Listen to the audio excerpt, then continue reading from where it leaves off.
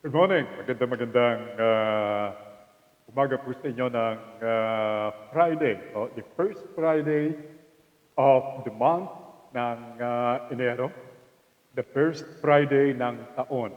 Ngayon pong bagong taon, the January 7, 2021. Well, magandang umaga po sa inyo lahat. Ako po si Sel Baisa at salamat sa mga I wouldn't mention the name of the provider. Thanks for doing something again. All the while I thought I won't be able to make it today, na kayo po'y makasama sa Himpapawid. But thanks to their effort again for, me talking to you and me with you till 11 o'clock. Ngayon pong umagang ito.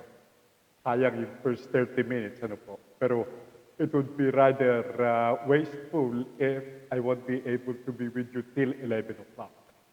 However, set aside all those apologies, we're back on air. Anyway, ako po si Sel Baisa, and again, ako po'y sasamahan ni Nash, ang aking technical director, at ang aming chef ng program, walang iba kundi si Manita. So without much further ado, it's a Friday, ulitin ko unang Biyernes ng buwang kasalukuyan, Enero, at unang Biyernes ng bagong taon, 2022. So welcome sa inyong Digital Patrol!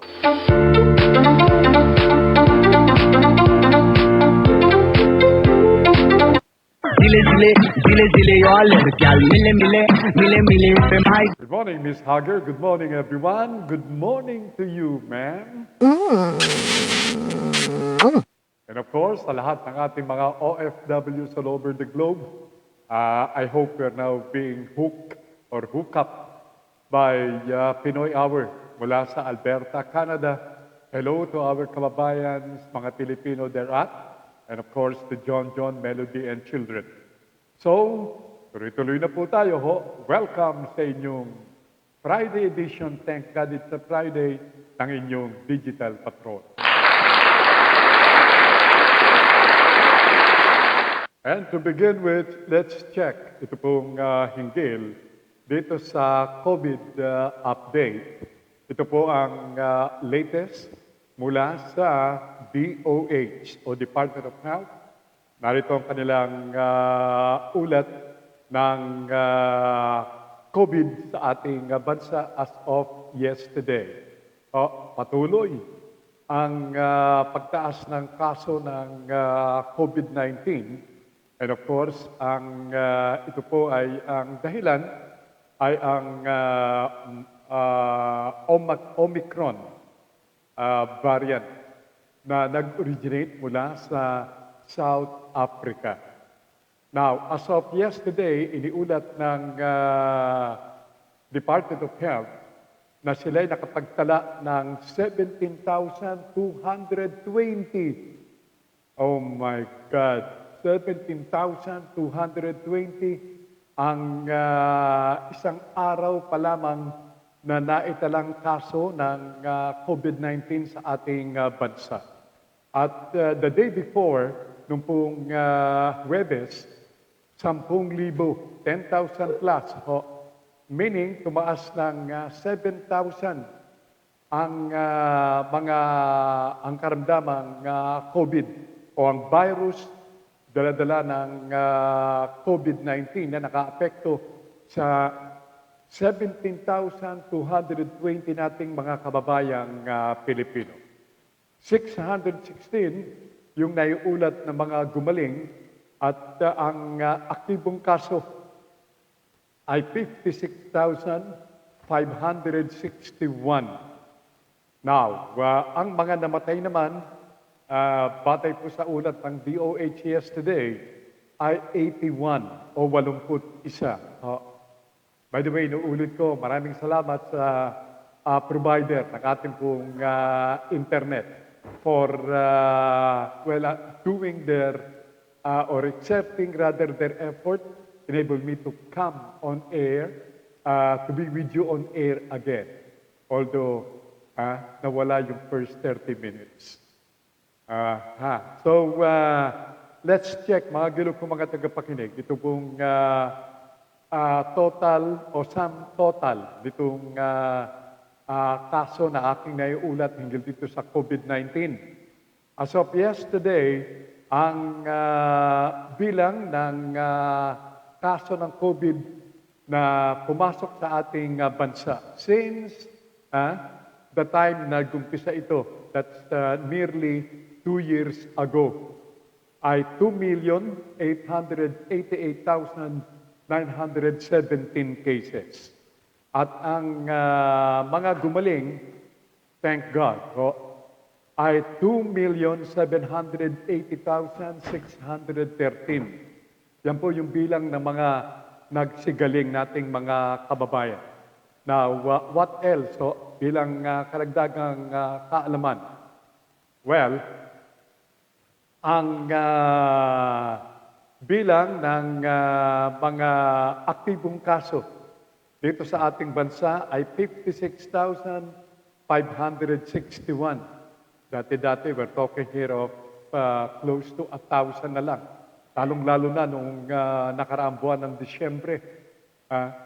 But nobody stopped. Nobody simply, thought of itong pagkalat na muli nito. Despite itong paulit-ulit na paalala ng ating mga kinaukulan, itong,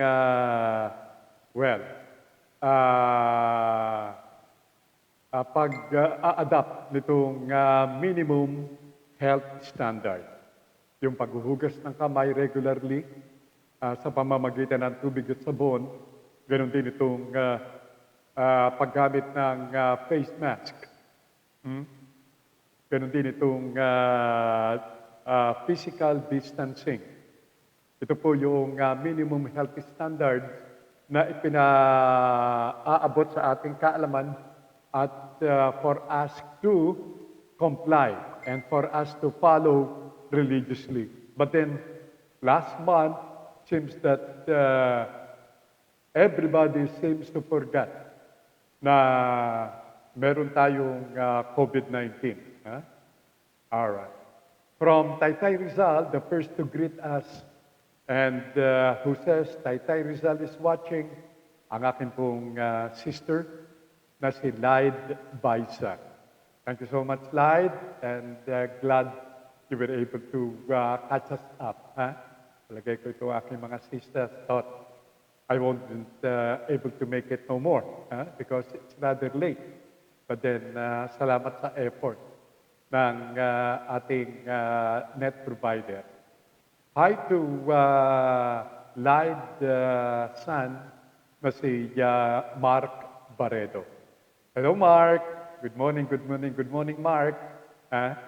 My nephew, mga gulo ko mga tagapakinig, who's on a vacation here in the Philippines from his,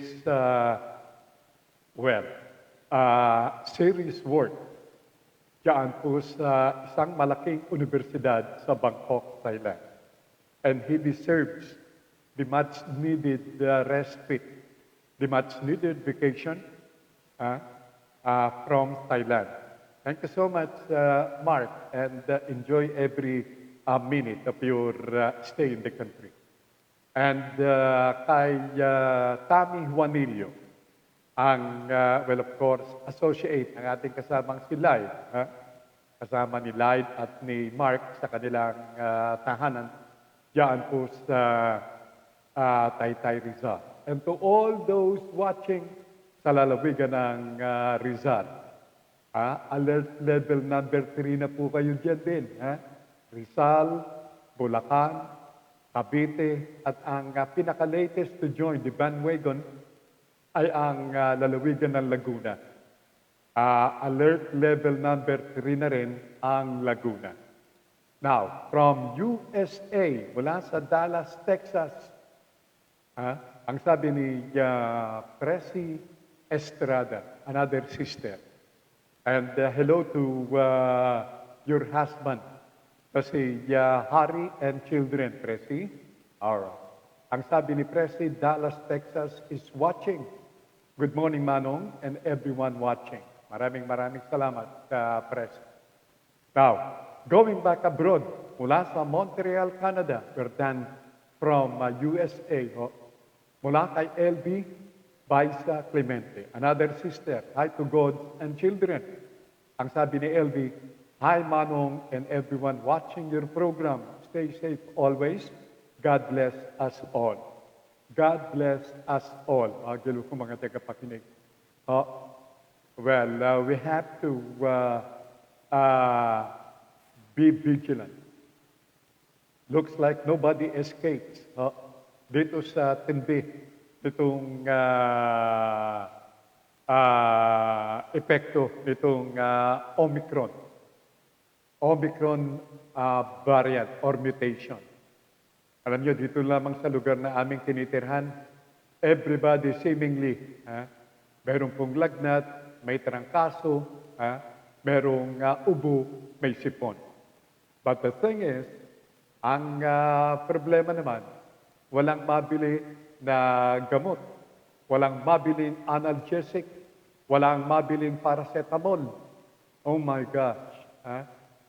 Diyan po sa Bulacan, I was told na ang isang biogesic tablet na kung bibilhin mo before, isang banig o isang mat.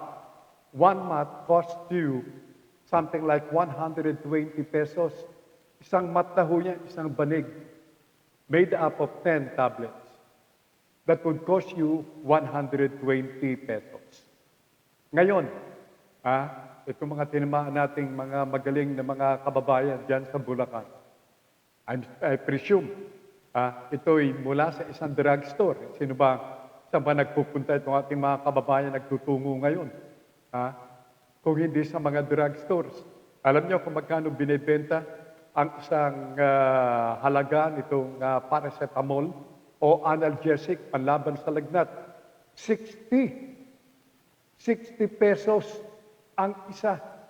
Meaning, 2 tablet halaga na ng isang banig. Dati-rati binibenta nitong tinamaan ng mga magaling na ito. Sana maparusahan kayo, mga tinamaan kayo ng magaling. Morning, Manong, from another sister, from Montreal, Canada. Good morning, Norma. Norma Baisa Sway, the youngest whom we call Umma. I started ito. Okay? Good morning, Umma. Good morning to your husband, Ken, and children. And to all the Montrealers. Kamusta kayo dyan, Norma?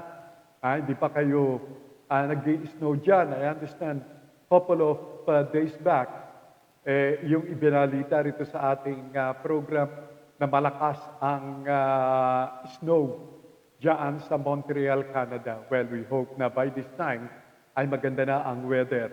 Dyan sa kinaroroonan ninyo ni LB. Okay?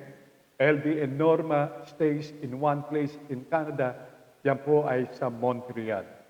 Now, speaking of Canada, balita po ito mula sa Quebec.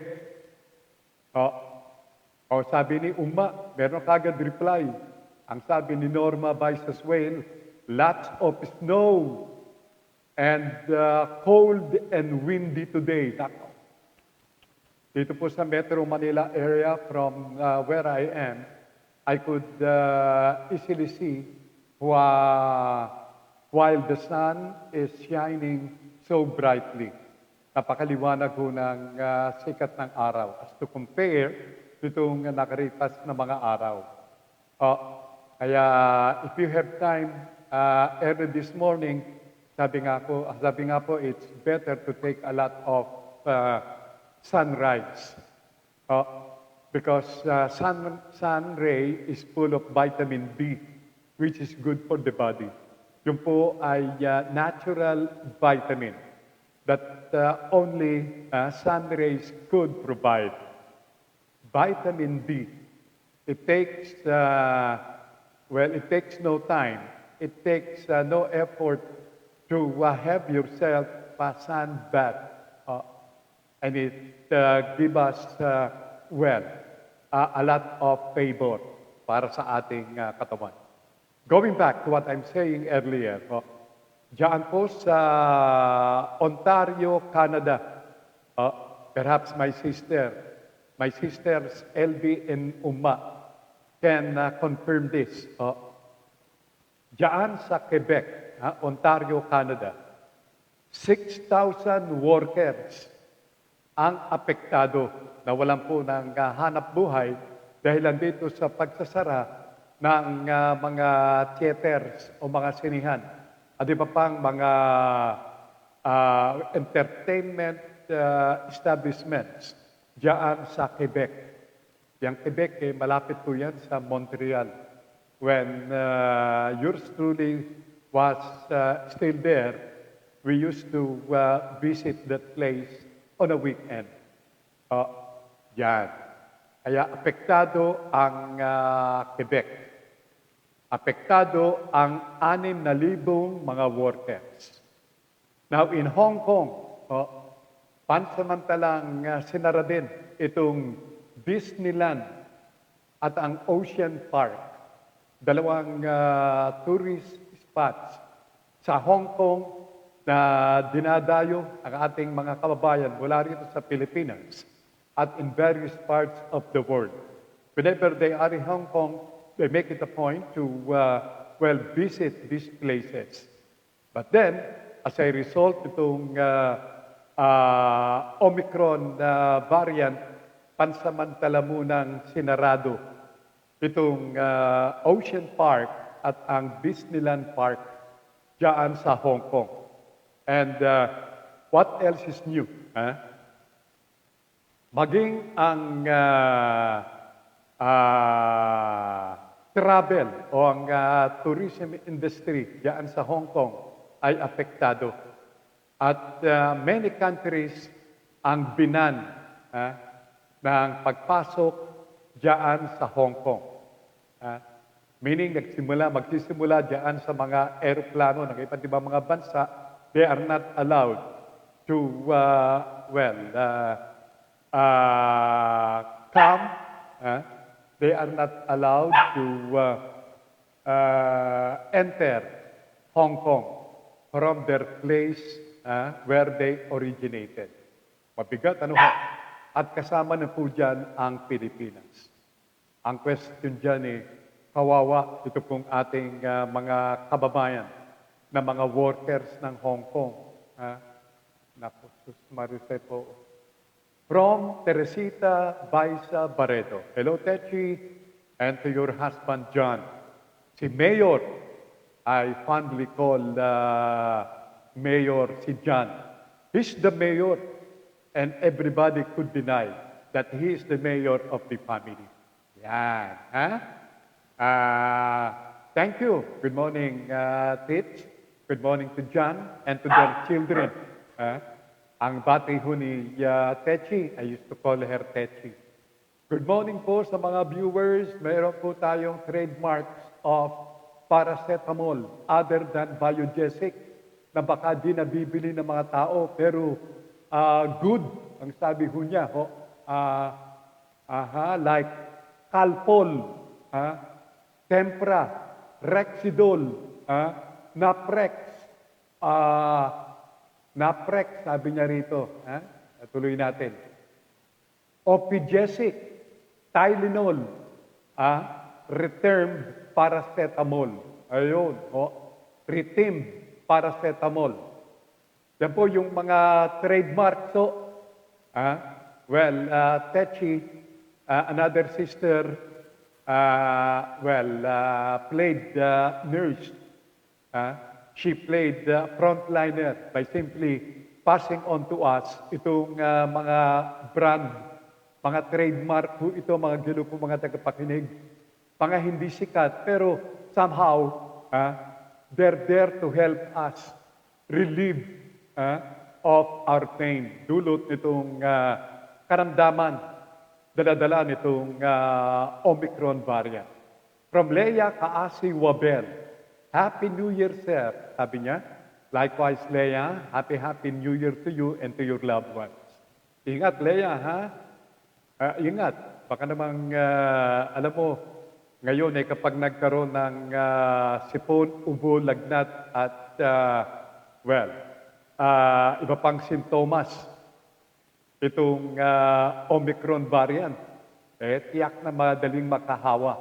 Because 4 beses na madaling makahawa itong variant na ito. Compared to the other variants na dumalaw dito sa ating bansa. Opo, ang sabi ni Lea Kaasi Wabel. Perhaps doon po sa ating, sa kanya ipaalala to take all necessary precautions. So kaingat po tayo. Ingat, ingat, ingat. Kapag medyo ikaw ay nakaramdam na nitong sintomas, lagnat, ubo, sipon, o sinat, whatever, kailangan ikaw ay mag-isolate na. Ilayo mo na ang iyong sarili sa iyong mga household members. Wala hurong matinik ngayon, walang matigas ngayon. Kahit na sino ka. Sa gobyerno nga si Secretary, DND Secretary Lorenzana, matigas yan, astig yan. DND Secretary, ang boss ng ng Army, Police, tinamaan Maging itong si Health Secretary Duque, Health Secretary na yan, tinamaan pa rin. Si Carlito Galvez, na kung tawagin ni Mayor Digong, vaccine czar, o hero ng pagbabakuna. Nadali pa hindi nakalusot. Okay? Now, itong si Senador Sherwin Gatchalian, naka-isolate din matapos magpositibo dito sa Omicron variant. Si Senador Tito Soto, ng Itbulaga, hindi maalis. Kapag sinabi mong Tito Soto, bukod sa pagiging senador, siya rin ay very much identified dito sa Itbulaga, hindi ho ba?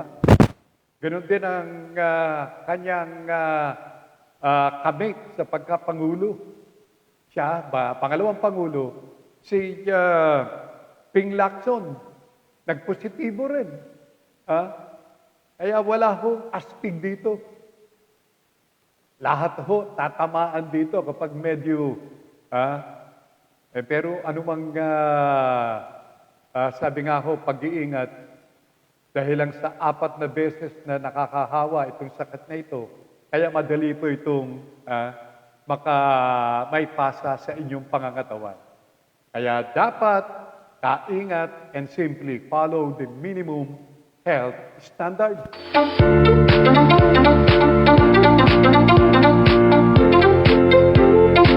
Check your timepieces, the correct Philippine time. It's now 10:25 in the morning. Yeah. Yung aking mga kasama sa hanap buhay. Yung ating mga kasama rito sa Broad Streamcast Communicator. I understand kami ni Your Honor Ben Paipon. Tinamaan din itong variant na ito. Kung gaano kahaba yung aking pinagpahinga sa program, ganoon din ata si Ben Paipon. Maging itong si Mr. Asintado, tinamaan din. Si Sammy Gabot. So wala hong magaling dito. Ang magaling dito, yung pag-iingat.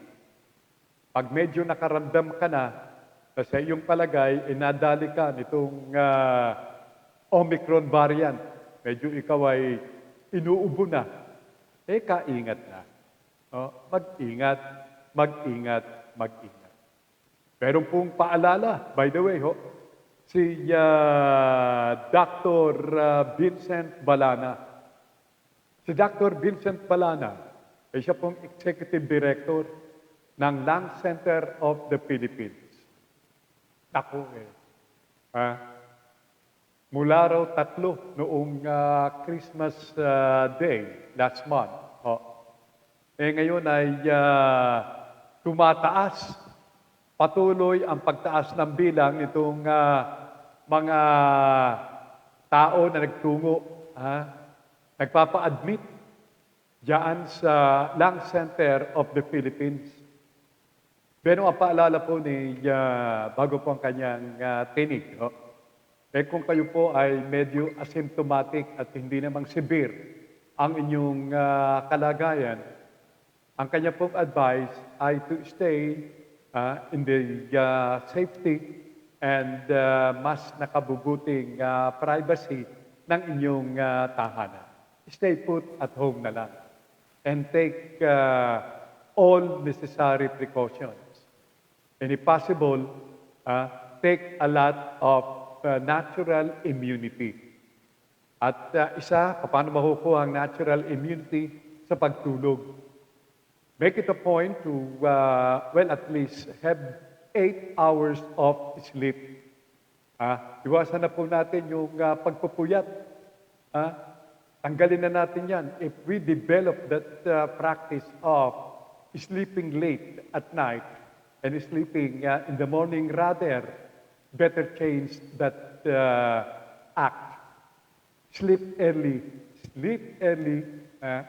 if you can, because it somehow results into the development of natural immunity ng inyong pangangatawan. Pakinggan natin si Dr. Vincent Balana. Siya po ang Executive Director ng Lung Center of the Philippines. Ito po ay paalala para po sa inyong lahat. Magpa-swab. Ang advice ko lang talaga is, ang first option talaga natin ay tawagan yung ating barangay at tanungin kung saan sila pwede mag-vaccinate or kailangan mag-isolate muna rather than pupunta diretso sa hospital na hopefully yung mga moderate or severe to critical lang sana yung pupunta para hindi naman ma-overwhelm yung ating mga health workers na marami rin na nagkakasakit. So basically, para naman mabawasan yung workload nila na medyo kukulang na rin kami dito sa kwan. Pero hindi pa rin tayo magsasarado ng operations. Definitely, tuloy pa rin ang operations natin sa Lung Center. That was the assurance given to us by no less than the Executive Director ng Lung Center of the Philippines. Tuloy-tuloy ang kanilang operasyon. The hospital won't be closing. Ito po ay upang makatulong lalo na sa ating mga kababayan. But then, mas makabubuti. Ayon sa kanya na to stay at home kung sakali pong asymptomatic o hindi severe ang inyong kasong nararamdaman. Because bukod dito sa mga tao na nagtutungo sa Lung Center of the Philippines, ang pinoproblema ng pamanuan ng Lung Center ay ito namang tumataas na bilang ng kanilang mga staff ng paggamutan. Kung marami itong namumroblema sa sakit, maging ito pong mga staff ng Lung Center of the Philippines ay hindi nakakaligtas. Tumataas ang bilang nitong mga nagkakasakit nating mga frontliners, yung mga workers diyan sa Lung Center of the Philippines. Well, as I said, wala pong astig dito sa virus na ito. Lalong-lalo na kung ito ay pinalakas nitong Omicron. Well, the only thing is, it's not as deadly as the Delta variant. Yun ang kinatakutan ng ating mga kababayan beforehand. Once na ikaw ay naapektuhan itong Delta variant, naku, kaya nakakatakot dyan yung kamatayan. But then, dito po sa Omicron, yung hawa, yes, mabilis ang hawaan. Pero yung mga namamatay, medyo hindi po dapat na ikabahala na katulad ng Delta variant at iba pang mga mutations o variant na nagpapalakas dito sa COVID-19. Zile zile, zile zile yo alergyal. Mile mile, mile mile pe mai. Check your time pieces ng oras po sa Pilipinas, ganap ng alas 10:30 ng umaga. And you are watching the show, ito pong Digital Patrol, dito sa Broad Streamcast Communicators or simply call it BSC. Yan, ha? Kaya ako, tiba-tiba. Itong mga drugstores, mas tiba-tiba yung tinama na magaling na taga Bulacan, kung ano man at sino man may-ari niyang drugstore na yan. Ha? Imagine, isang tableta ng paracetamol panlaban dito sa lagnat, binibenta sa halagang 60 pesos. Walang hiya. Oh. Isang tao lang pwede magmura. Kung pwede sana ng 5, makasama tayo. Talagang, ha? Hindi ba, sobra na yan, mga gano'n kung mga tagapakinig, ha? A talent, a good colleague from this, platform, BSC, Joey Ortiz. Joey is not only a multi-talented colleague of ours. Pakagaling ho nito.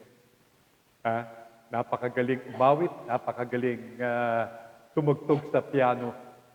Very gifted. Ang kanyang bate, good morning Digital Patrol, Captain Sel Baisa. Good morning likewise, Joey. And we hope na you're taking all outmost. Act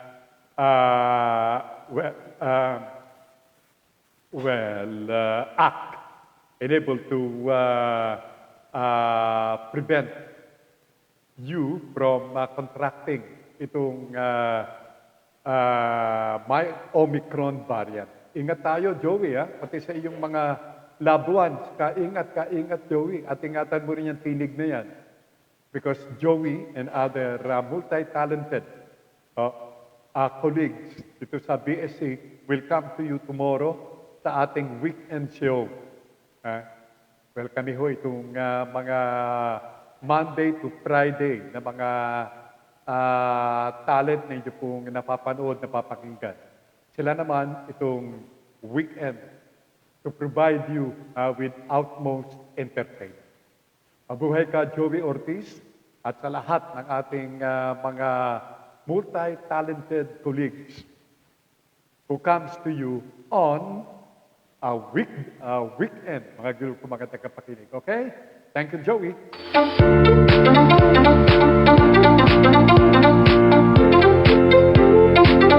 Si Doktora Cynthia Bersosa. Sino ba si Doktora Bersosa? Si Doktora Bersosa ay siya pong tagapagsalita ng Jose Reyes Memorial, Jose Reyes Memorial Center. At katulad ng ibinalita ni Executive Director Balana ng Lung Center of the Philippines, patuloy ang pagtaas ng bilang ng mga kaso nitong Omicron variant diyan sa Jose Reyes Memorial Hospital. Patuloy. Tumataas.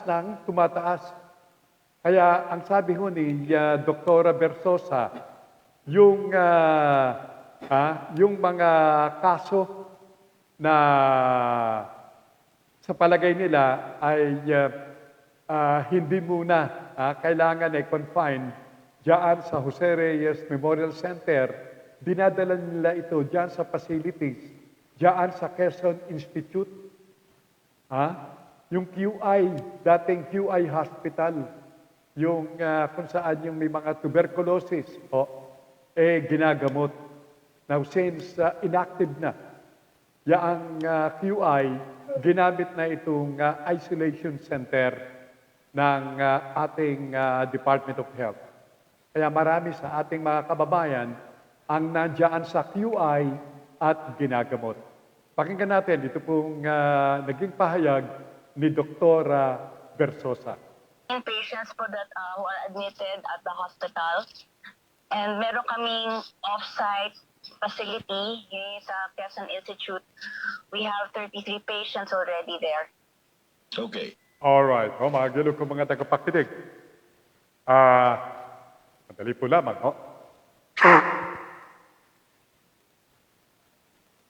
Yun. Nakalaga nakakaligtas eh. Sabi ko sa inyo eh. Yan. Kaya ingat.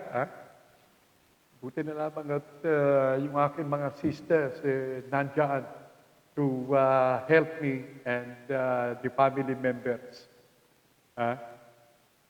Kapag medyo ganito ang mga sitwasyon, they make it a point. LB, Presi, Lied, Tits.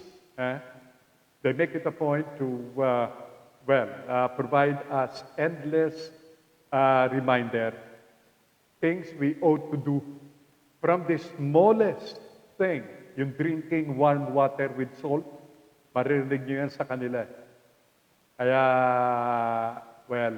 may mga times na we do forget what we're supposed to do, and thanks dito sa aking mga sisters. And even sa ating mga tagapakinig, I received from you, incidentally, yung inyong mga paalala, and I do really appreciate everything you're doing.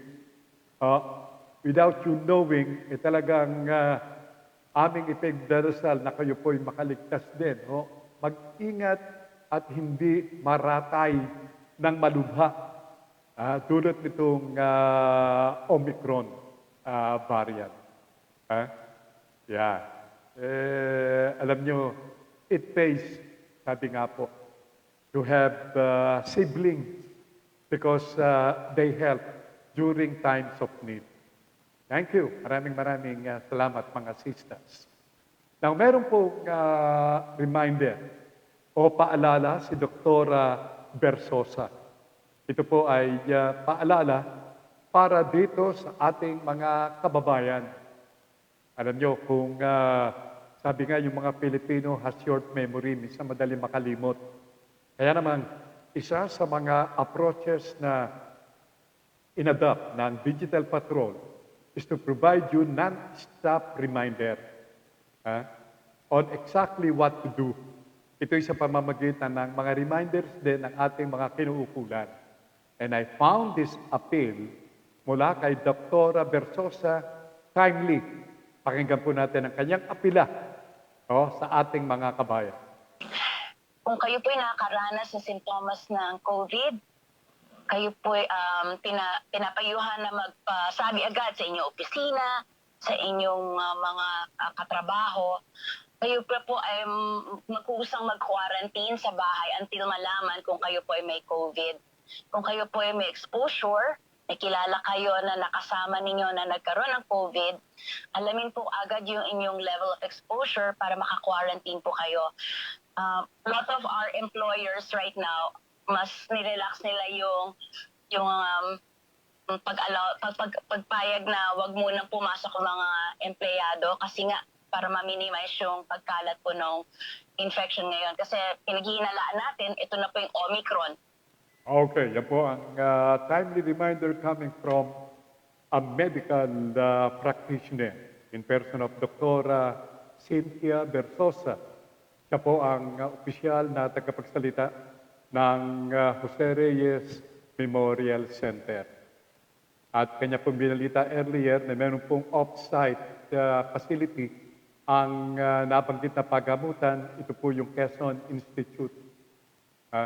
Doon dinadala yung ilang mga nagtutungo diyan sa Jose Reyes Memorial Center upang magamot sa kanilang nararamdaman na mga simptomas nitong Omicron na variant. So, wag na po kayong ika nga po ay pakuya-kuyakoy. At the sign of, the symptoms, first sign of symptoms, wag na po kayong, sabi nga po ay itong pagkukuya-kuyakoy. Do exactly what you're ought to do. take an aid sa pamamagitan ng gamot. Sa ating mga kababayan, by the way, ang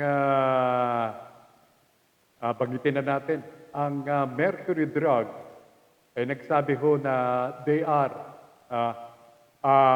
purchasing, they are immediately purchasing medicines na kakailanganin ng ating mga kababayan para hindi magkaroon po nitong tinatawag na panic, para hindi magkaroon ng pagkakataon itong ating mga switik na mga may-ari ng mga butika na binibenta. Isipin mo, ulitin ko ho, isang tablet ng paracetamol, 60 pesos ibinibenta dyan po sa Bulacan.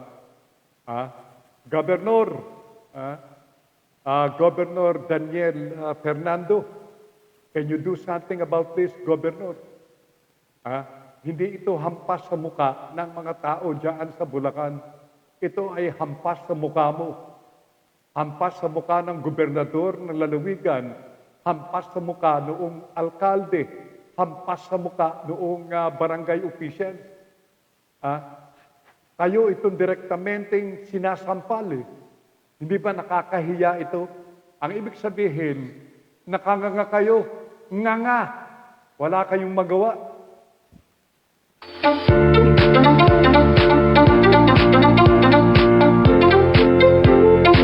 Sipin mo, halaga ng isang banig. Nung paracetamol na yan.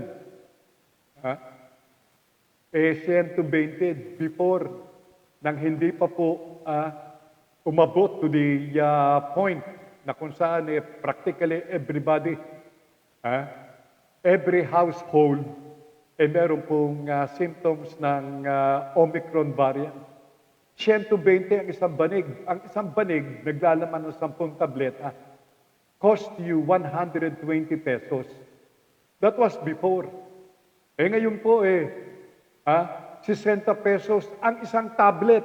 Isang tablet hindi isang banig o kalahating banig. Marse po o magdili kong mga tagapakinig. Klase. Josephine Recuero po ng Cavite. Good morning, Madam Josephine. Ingat tayo, Okay? So, anyway, yung pagpapairal ng border patrol dito sa mga kalapit na lawigan ng Metro Manila area ay puspusa na. Saksakan na po ng higpit. Mahigpit. Diyan sa boundary ng Bulacan at ng NCR, kapag ikaw ay nanggaling ng whichever, Bulacan or outside Bulacan, ikaw ay nagtatangkang pumasok ng Metro Manila area at wala kang makakitang vaccination card, tapos kang tao ka. So ikaw ay motorista, pababalikin ka. So, kailangan ikaw ay merong vaccination card na may pakita, which would mean, first and foremost, ikaw ay nabakunahan na. Yung ngayon, yung mga nabakunahan na, kayo ay pinapaalala na magpa-booster shots naman. Yan ang kailangan. But the question is, gano'ng katagal naman itong booster shots? Sapagkat baka ang mangyari nito ay mabuhay na lamang tayo ng kasasaksak ng bakuna sa ating pangangatawan.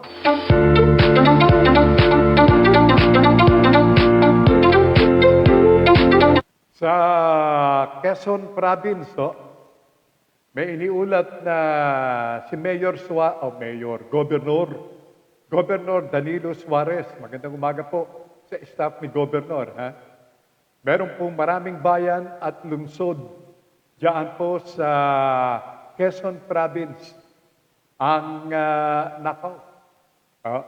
minomonitor ngayon ng provincial health authorities dahil nandito sa patuloy na pagtaas ng kaso ng Omicron variant. Lalo na po sa Lucena City, diyan sa Quezon Province. Pagkat alam nyo, itong Lucena City could be compared dito sa National Capital Region dahil nandyan ang sentro ng mga establishmento diyan sa lalawigan ng Quezon, yung Lucena City. Kaya tiba-tiba sila noong nakaraang Pasko at literal na sila'y tiba-tiba rin ngayon sa dami ng mga kaso ng Omicron variant. जिले जिले जिले जिले और लड़कियां मिले मिले मिले मिले पे भाई Okay. Maging sa lalawigan ng Nueva Ecija, mahigpit na rin itong COVID restrictions. Yung mga 11 years old and below, particularly dyan po sa Cabanatuan. Cabanatuan had started the ball rolling ngayong araw na ito. Ang mga bata ng edad ay 11 years old pababa, hindi na po pinapayagan na lumabas ng kanilang mga tahanan. Whereas, yung mga edad na 12 pataas up to 17 years old, papayagan. Pero sila ay dapat may kasamang magulang o guardians. Ang Cabanatuan City ay nag-impose na rin nitong 12 midnight to 4 a.m. curfew. May curfew na rin po dyan sa Cabanatuan. At ganun din, ilimunsad na nila itong mobile vaccination approach dyan sa Cabanatuan.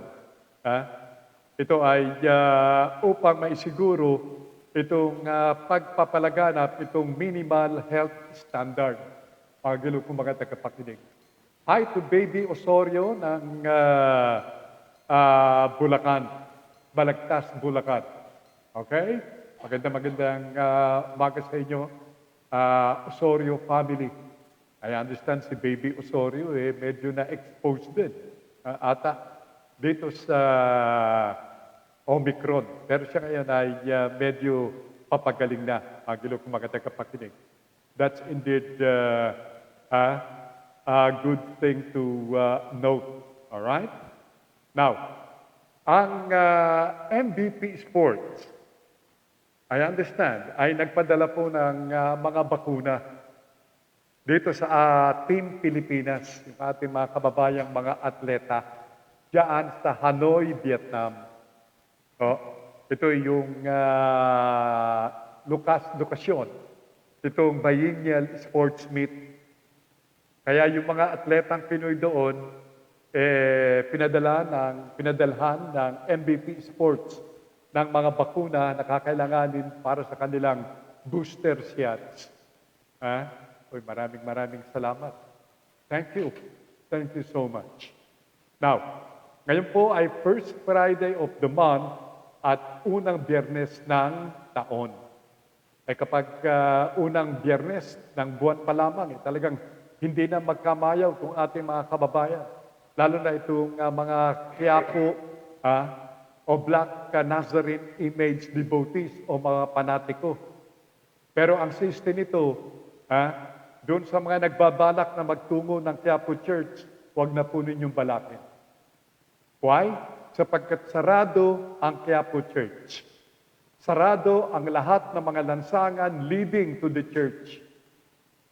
Walang maaaring magbenta, nor walang maaaring magtungo o masilip man lang itong Quiapo Church.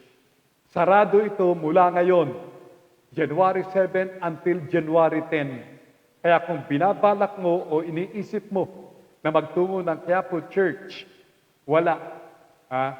Ikaw ay magiging in despair lamang sapagkat hindi ka papayagan not unless ikaw ay kawani ng mga ng mga offices within the church. Pero papayagan ka lamang kung ikaw ay merong ID. Kung wala kang identification card, sorry po, hindi ka papayagan na makalapit sa pagamutan at ituloy ang iyong balakin. You will only be frustrated. Huwag na po ninyong ituloy. Sarado ang Quiapo Church mula ngayong araw na ito, January 7, January 8, January 9, at January 10. Sang-ayon po yan, hindi sa digital patrol. Narinig po lamang ninyo rito. Yan po ay sang-ayon sa Philippine National Police. Alright. Now, Ano naman itong nadala o dinala nitong COVID-19 dito sa ating educational system ng ating bansa? Aba, meron daw. May benepisyo din daw. Ito naman ay isang ayon kay Dr. Ched Arsadon ng UP College of Education. Pakinggan ho natin ang sangayon sa kanyang pananaw ay benefits. Itong beneficial, yung magandang dinala nitong COVID-19 sa educational system. Magandang umaga po, Dr. Arsadon. Challenges. Kasi yun ang napabalita. Pero ang nakita ko naging magandang opportunity sa ating buong educational system. Kasi ang education system, di lang naman yan sa school. Yung kabuuan, kasi meron ng formal, non-formal, informal learning. So I think ang isang magandang nangyari ay naging involved ang mga magulang, ang pamilya, ang buong pamayanan sa edukasyon dahil nga hindi nakakapunta yung mga bata physically sa school and they have to remain at home. So talagang tumulong si nanay, tatay, lolo, lola at nakita nila talaga, nakita nila yung challenges, complexity kung paano magturo. Kaya sabi na nga ng mga ibang teachers, siguro naman pag nagbukas na ang klase, mas magiging involved kayo at sympathetic kayo sa amin. Nakita niyo kung gaano kahirap turuan yung mga anak niyo. So I think isa yan, nagkaroon ng broader participation. Unlike before na, sige, ako magbabayad ng tuition mo, magbibigay ng allowance mo, bahala na ang eskwelahan. So ngayon, na-realize natin na pag may crisis pala, kagaya ng pandemic, kailangan yung magturo mga magulang. Kaya kailangan ang mga magulang na-realize nila, kailangan nila magpasa, maging lifelong learner din sila. Siguro dapat sila mag-enroll sa adult education like sa ALS, para matuto sila. So isa yun, Pangalawa, dahil mas mahaba ang time ng mga bata sa school, sa bahay, sa komunidad, dahil nga hindi sila pumapasok. So palagay ko naman na-develop yung kanilang life skills. Natuto silang magtinda siguro kung tumulong sa sari-sari store o pagtitinda ng magulang nila. Natuto sila ng trabahong bahay, kung sumasama sila sa pagtatanim or whatever, yung livelihood. Palagay ko na improve ang life skills at values nila. Kasi kasama nila yung magulang, mga elders nila, na siyang nagtuturo ng mga ganong importanteng skills. Okay.